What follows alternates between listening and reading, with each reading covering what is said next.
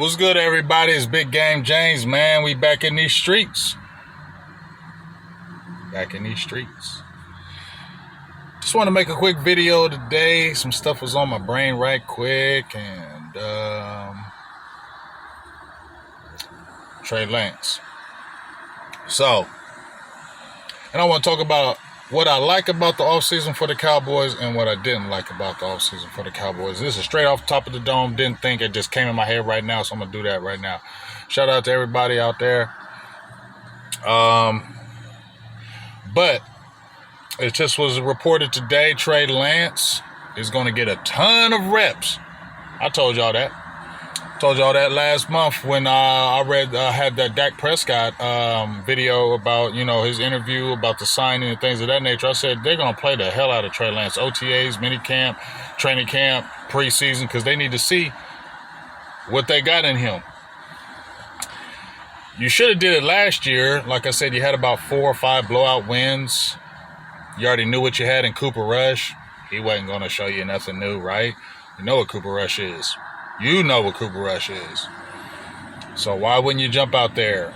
I don't know. I just feel like you should have confidence in your team that you blow these teams out, especially if you're playing these below average teams where you definitely think you're going to beat them. That's when you activate Trey Lance. When you're playing the Giants and they don't got nobody. When you're playing lesser opponents. That's when you say, hey, let's see what Trey Lance can do. But obviously, when I listened to Brian Schottenheimer, I heard him say that, the principals over there from North Dakota State, San Francisco to over here, West Coast principals are totally different from what they did over there. And it's like night and day. They're bragging on the attributes, 6'4", 230 pounds. They're bragging on the attributes. That's the biggest thing. His improvisation, if I said that right, his athletic ability. But they want to see how he can really manage that pocket. Can he cipher coverages? Does he know where to move tight ends? Does he know where to move the line? Those the small nuances of playing the quarterback position, that's what they want to see. And like I said, you spent a 4th-round pick on him, so they got to see something, or people going to be looking at you like, why the hell did y'all do that? That was a dumbass move. Because you spent a 4th-round pick, and that's a commodity. We saw it in this draft this year. A lot of good players went the 4th round, and that's a covenant pick for the Dallas Cowboys is the 4th round. So if you pick that, like I said, you did it for leverage. I don't know where the hell that leverage will happen because you didn't even play him last year. Now you're going to force feed him this year because you got no choice but to force feed him because you need to see what you got. Is he going to be a guy or are you going to trade him? So this is the Trey Lance watch. As I said before, he's going to get all the reps and we'll see. It's just going to be interesting if he comes in and turns up. If he comes in and really show something, that's what the monkey wrench, because a lot of people think he's going to come in and not do shit. And people going to clown the trade and they just going to get rid of him. Woo-to-woo. They didn't hit him with the 5th-year option. Blah, blah, blah, blah. But let me tell you something.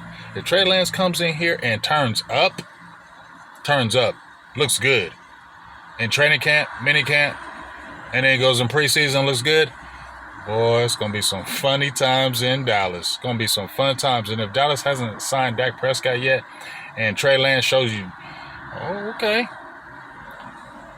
we're going to see what happens, right? We're going to see. So that'll be an interesting little something coming up. But let me talk about the things that I like what the Dallas did in this offseason and what I haven't liked. Let me start with... I'm going to start with the shit I don't like. Let's do that. Because let's start with the negative and end with the positive. What I didn't like this offseason is how y'all waited. I don't like how you wait till the June 1st cuts. I get it. But I feel like that's too long of a wait. You're gambling. There's a lot of players that could get cut, but you're gambling because if they get cut, you don't know if they're going to sign. We don't know. Or you're going to trade for somebody. I don't like how you're still sitting on your hands waiting. I don't like that. I also didn't like how in the draft, I liked the draft, but I didn't like the bottom half of your draft. After round 3, you went to 4. You didn't have 4. You went to 5. I don't think that Carson pick was a bad pick. The cornerback, I don't think he was a bad pick, but I know you could have got a couple running backs. Trey Benson was available. He might not be on your board, but Marshawn Lynch, who went to Green Bay, I screamed him all day since I saw him at the Senior Bowl. That him and Ezekiel Elliott, whew, that'd been a nasty combo. You still got Dowdell. That'd have been a nasty combo. So I didn't like how you didn't go after a defensive tackle in that draft and you waited till the 7th round. I'm not hyped about a Rodgers kid in the 7th round. I got to see that. I'm sorry, I can't get hyped on a 7th round defensive tackle. So I feel like you should have got a defensive tackle earlier. Running back should have been addressed. I felt like y'all just kind of settled once y'all knew y'all had Ezekiel Elliott. It wasn't a priority now. I think if you didn't sign Ezekiel Elliott, you would have went harder in the draft for a back. But once you got Ezekiel Elliott, you settled. I didn't like that.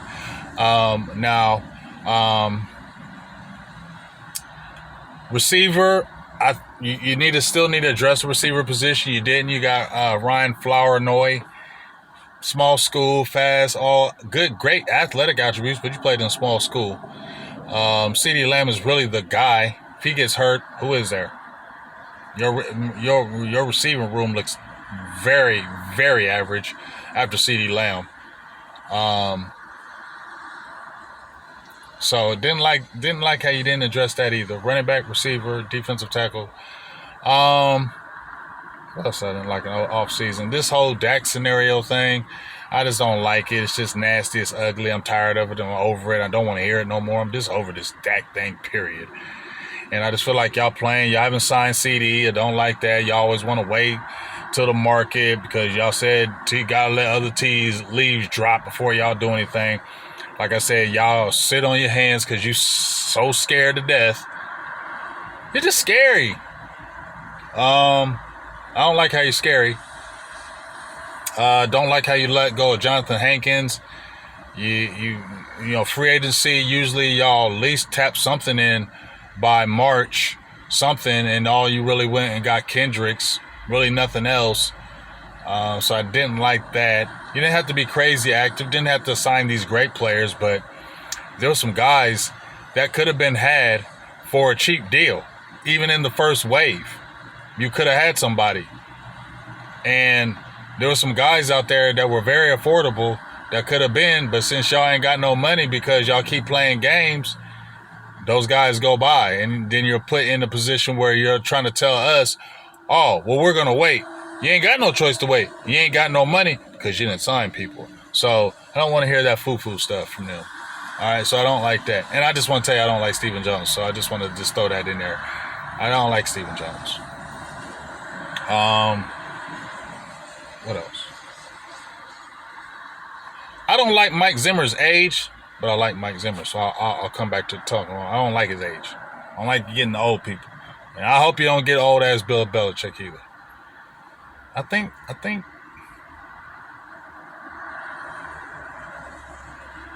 y'all let 12 people walk. There's a whole bunch of stuff I don't like. But I'm going to leave it right there. That's good enough for stuff I don't like. Now for the stuff I did like. I did like the top half of that draft. I like how you built up that offensive line. I think Tyler Guyton, BB, Tyler Smith, Terrence Steele, I think you have a foundation.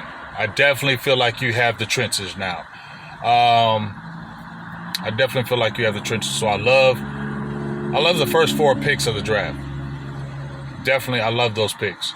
So I definitely love that part. I love I haven't studied no undrafted free agents except my dog Julius Wood. So I love that you picked up my little homie, Julius. Go get it. Go get it, Julius. What else did I like? Mike Zimmer. I don't like his age, but I like Mike Zimmer. Grandpa Zimmer. Pop Zimmer, Grandpa. I'm calling him Grandpa Zimmer. So if y'all start hearing people saying Grandpa Zimmer, you know who the hell said it first. That's Grandpa. Grandpa Zimmer, I like him. I like him because I feel like he actually cares, where Dan Quinn, I feel like you was just doing this as an audition for your next job. you didn't really. I think you cared about your players, but it was all about you trying to get the next job. I can't get mad at that, but I feel like maybe the age may play a good thing for Zimmer because you old as hell and you ain't really probably not going to get another head coach job. So this might be the thing for you. So you might put all your energy into it. So in that aspect, I like it. Okay, so I'm not mad at you got Zimmer. I like it. So I like that.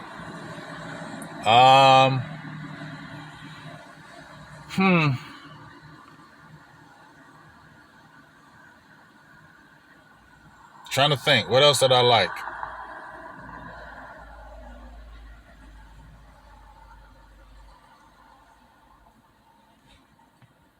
I think that's it. I don't know what else I like this offseason. I think that's it for now. Well, like I said, this is off the top of my dome, so stuff can come up later, but that's just what I really like so far.